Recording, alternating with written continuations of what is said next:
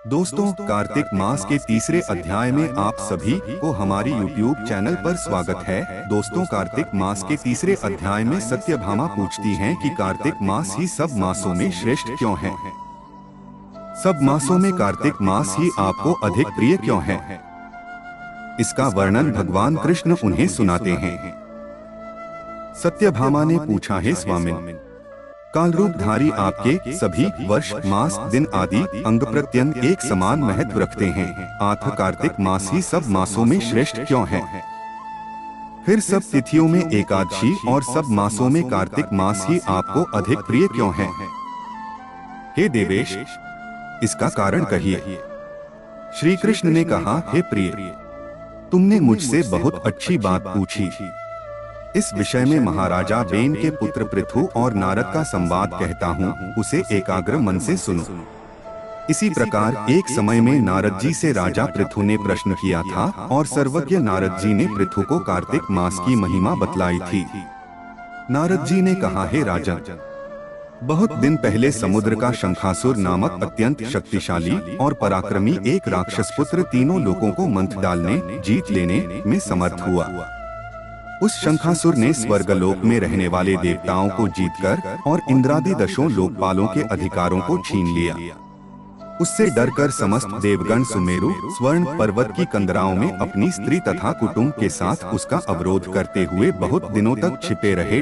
जब सब देवगण सुमेरु पर्वत की कंदराओं में आसन जमाकर निश्चिंत होकर रहने लगे, तब वह राक्षस सोचने लगा कि यद्यपि मैंने सब देवताओं को जीत लिया है और इनका अधिकार छीन लिया है, तो भी ये लोग बलवान ही ज्ञात होते हैं। आथ अब हमको क्या करना चाहिए।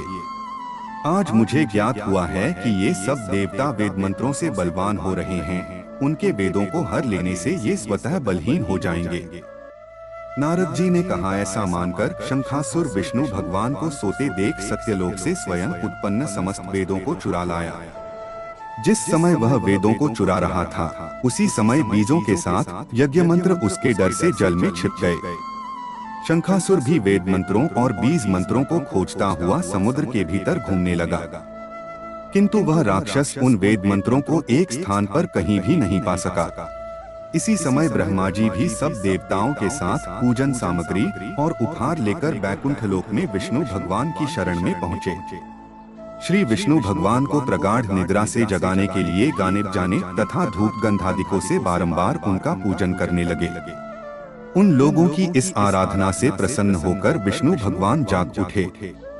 उस समय देवताओं ने हजारों सूर्य के तेज सदृश देदीप्यमान विष्णु भगवान को देखा। तत्पश्चात देवताओं ने विविध सामग्री द्वारा षोडशोपचार से विष्णु भगवान का पूजन करके पृथ्वी पर दंडवत किया।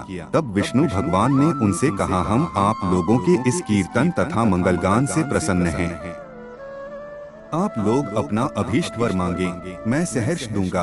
कार्तिक शुक्ल पक्ष की एकादशी पर्यंत प्रातःकाल में जो सज्जन आप लोगों के समान कीर्तन और मंगल करेंगे, वे हमारे अति प्रिय होंगे और शरीर त्याग करने पर बैकुंठ में आएंगे। यह जो पाद्य, अर्घ्य, आचमन और जल आदि सामग्री आप लोग हमारे लिए लाए हैं, वे सब अनंत गुणों वाली होकर आप लोगों को आनंदित करेगी। जो शंखासुर सब वेदों को चुरा ले गया है, वे सब समुद्र में हैं। मैं उस सागर के दुष्ट पुत्र को मारकर ले आता हूँ। आज से मंत्र, बीज और यज्ञों के साथ चारों वेद प्रतिवर्ष कार्तिक मास में जल में विश्राम किया करेंगे। अब मैं मत्स्य का रूप धारण करके समुद्र में जाता हूँ और आप लोग भी सब ऋषियों को लेकर हमारे साथ आवे। इस लोक के जो प्राणी कार्तिक में नित्य प्रातः काल में स्नान करेंगे, वे यज्ञांत में अवभृत स्नान के पुण्यफल के भागी होंगे। जो कार्तिक में स्नान और व्रत किया करेंगे, हे इंद्र, उनको तुम मेरे लोक में पहुंचा दिया करो। हे देवेंद्र, मेरी आज्ञा से उन प्राणियों को सब आपत्तियों से बचाते रहना। हे वरुण, तुम उन्हें पुत्र पौत्रादि संतान देते रहना। हे धनाधिप कुबेर, मेरी आज्ञानुसार तुम उनका धन धान्य बढ़ाते रहना, क्योंकि इस प्रकार का आचरण करने वाला प्राणी हमारा रूप धारण करके जीवन मुक्त हो जाया करता है। जन्म से लेकर मरण पर्यंत विधि पूर्वक जिसने यह उत्तम व्रत कर लिया है, वह आप लोगों का भी पूजनीय है। आप लोगों ने मुझे कार्तिक शुक्ल एकादशी तिथि को जगाया है, इसी से यह एकादशी मान्य है और हमको बड़ी प्रिय है।